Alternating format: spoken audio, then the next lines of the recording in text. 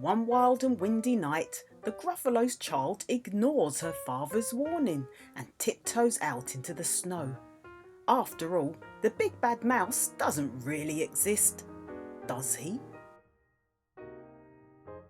Hello, it's Sherry here from What Children Really Want, and today I'd like to read this book, The Gruffalo's Child, by Julia Donaldson and Axel Scheffler. Let's go on this big adventure together. The Gruffalo's Child. The Gruffalo said that no Gruffalo should ever set foot in the deep dark wood. Why not? Why not? Because if you do, the big bad mouse will be after you. I met him once. Said the Gruffalo. I met him a long time ago. What does he look like? Tell us, Dad. Is he terribly big and terribly bad? I can't quite remember, the Gruffalo said. Then he thought for a minute and scratched his head. The big bad mouse is terribly strong, and his scaly tail is terribly long. His eyes are like pools of terrible fire, and his terrible whiskers are tougher than wire. One snowy night, when the Gruffalo snored, the Gruffalo's child was feeling bored. The Gruffalo's child was feeling brave, so she tiptoed out of the Gruffalo's cave. The snow fell fast and the wind blew wild. Into the wood went the Gruffalo's child. Aha! Oh-ho! A trail in the snow. Whose is this trail and where does it go? A tail poked out of a log pile house. Could this be the tail of the big bad mouse? Out slid the creature. His eyes were small, and he didn't have whiskers. No, none at all. You're not the mouse. Not I, said the snake. He's down by the lake, eating Gruffalo cake. The snow fell fast and the wind blew wild. I'm not scared, said the Gruffalo's child. Aha! Oh-ho! Marks in the snow. Whose are these claw marks? Where do they go? Two eyes gleamed out of a treetop house. Could these be the eyes of the big bad mouse? Down flew the creature. His tail was short, and he didn't have whiskers of any sort. You're not the mouse.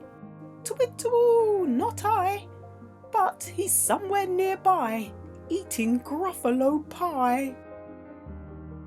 The snow fell fast, and the wind blew wild. I'm not scared, said the Gruffalo's child. Aha! Oh-ho! A track in the snow. Whose is this track and where does it go? Whiskers at last, and an underground house.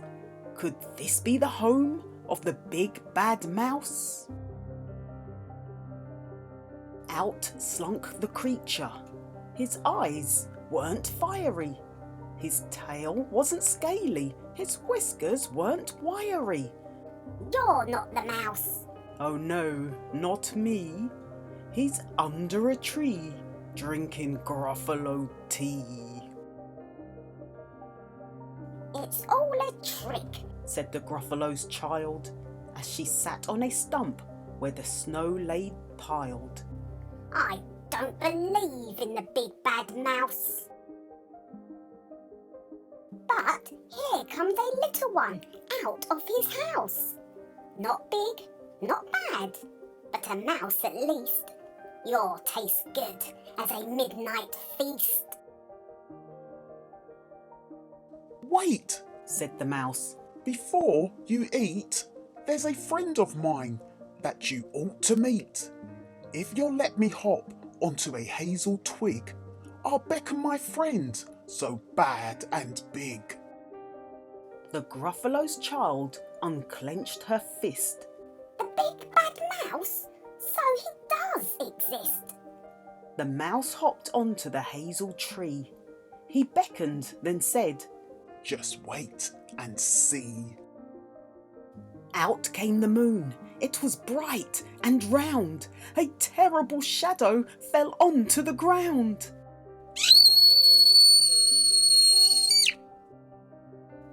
Who is this creature, so big, bad and strong? His tail and his whiskers are terribly long. His ears are enormous, and over his shoulder he carries a nut as big as a boulder. The big bad mouse! Yelled the Gruffalo's child. The mouse jumped down from the twig and smiled. Aha, oh-ho, prints in the snow. Whose are these footprints? Where do they go? The footprints led to the Gruffalo's cave, where the Gruffalo's child was a bit less brave. The Gruffalo's child was a bit less bored. And the Gruffalo snored and snored and snored.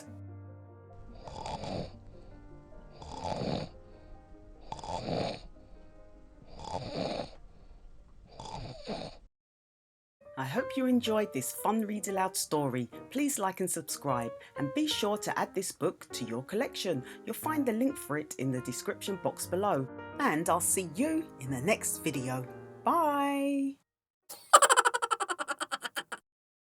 Come back and see me again soon.